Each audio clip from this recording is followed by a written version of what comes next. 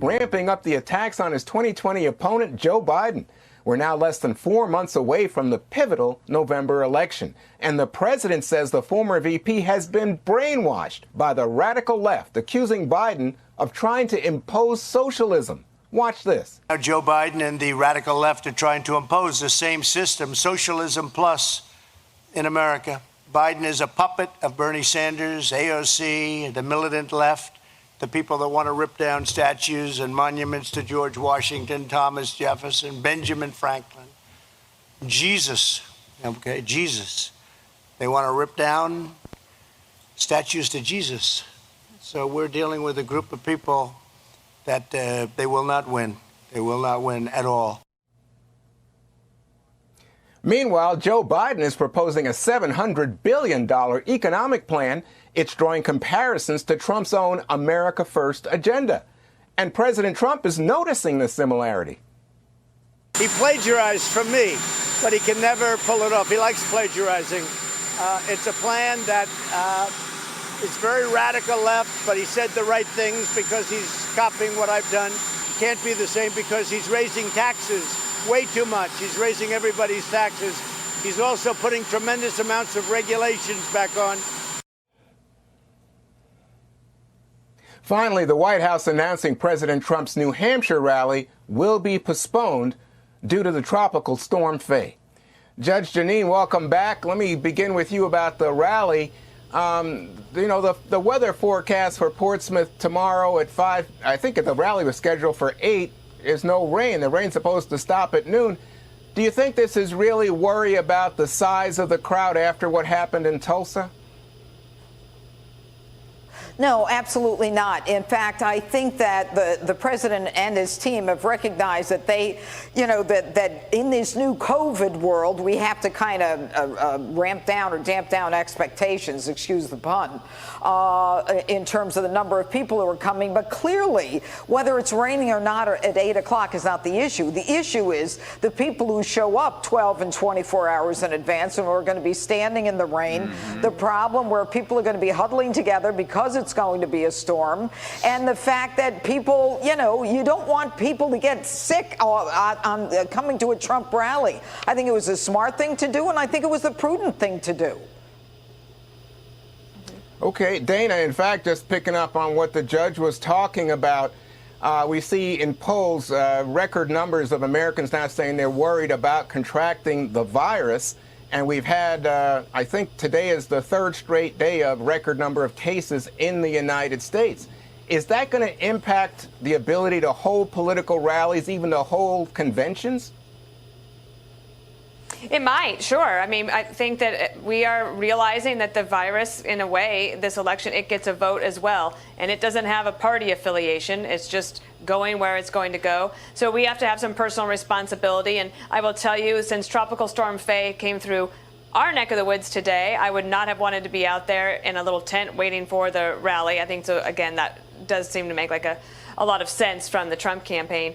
I also think that the president sharpened his message about Joe Biden and the economics as Joe Biden tried to outflank him on Buy America yesterday. I think that's a much stronger place for him to be than talking about the cognitive abilities, because you can let other people do that. And there'll be plenty of memes and social media commentators. Anybody else could do that. If he could relentlessly drive on the message about the economy and bringing back the economy. But I also think I don't think he's talking enough about the need to make sure that people are doing the right thing about the virus. The virus is very much top of mind for people. It is true that most people recover. It's true that a lot of people are asymptomatic. But you also have to know that in those battleground states, in their local media, when they see that cases are going up, hospitalizations are going up, now deaths starting to go up, and this worry about schools, you start to see the pushback. Even the American Academy of Pediatrics is saying, well, wait, we didn't say everybody should be back in school all at once. I think that he needs to talk a little bit more about the virus, because it is either one or two on their minds when it comes to what's important to them right now. And probably that's going to be the case into November. Makes sense. Jesse, but last night the president told Sean Hannity that he took a cognitive test, and in his words, he aced it. The White House won't say when he took it or why he took it. But I wonder what you make of the fact that he was having his cognitive abilities tested. I think it was the test that he took 2 years ago when we talked about the 25th Amendment. Right. I don't think it was a recent test. It was the test we covered 2 years ago. Right. And it's a regular test that people get when they get physicals. Right. At Walter and Reed. from what I heard, that Joe Biden didn't get his cognitive test done in January or December the last time he had his physical. They happened to skip that test. I don't know why. I probably do know why, but they skipped that test. And then Biden the other day off the cuff said he's tested constantly for cognitive decline. I didn't know whether that was accurate or whether he's being theoretical, like, every time he walks outside and gives a speech off a teleprompter, that's considered a test. We don't know, but if I was to bet on who would do better on a cognitive test, my money would go with Donald Trump. The point is, Juan, is that Joe Biden's the guy that's just along for the ride. He's the guy that sits shotgun during the road trip. He runs out for snacks at the 7-Eleven. He'll pump gas or something like that. He'll screw around with the radio. But you don't ever let Joe drive. Now Joe's actually driving. And everyone's freaking out because Joe's got no sense of direction. Everyone's yelling at him. He's missing the exits. He's leaving the blinker on.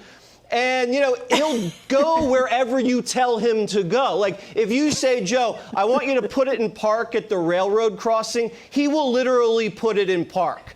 This is what we're dealing with right now. And to say that Joe's in command, he totally caved during the debates. He said, I'm all now for taxpayer-funded partial birth abortion on demand. He's against fracking. He wants to eliminate fossil fuels. He wants to give health insurance to illegal aliens. And then after he wrapped up the nomination, now he's for defunding police. Now he's for reparations. And now he's some tough guy, too. With the Soviets, he went soft on the Soviets during the Cold War. He bribed the Iranians to help his boss burnish his legacy. He was letting lawyers pick targets when they were bombing ISIS. He let the Chinese bribe his son while they stole our jobs right under his nose. Joe Biden doesn't know what's going on. Even his family members take advantage of Joe because when Joe plays dumb, he's really not playing. All right. Well, I must say I never have heard Joe Biden say he wants to defund the police. But let me. He said it the other day. We played the clip on the show yesterday, Juan. Not defund. But anyway, it's okay. Greg, I just want to move on to you and say also on Hannity last night, the president said that Biden had been brainwashed by the radical left. So my question for you is, can the president convince voters that Joe Biden, who's known as a moderate, is actually Bernie Sanders and Alexandria Ocasio-Cortez? Yeah, I thought it was really nice of President Trump to pay Joe a compliment by saying he was brainwashed because he's obviously implying there is something there to wash.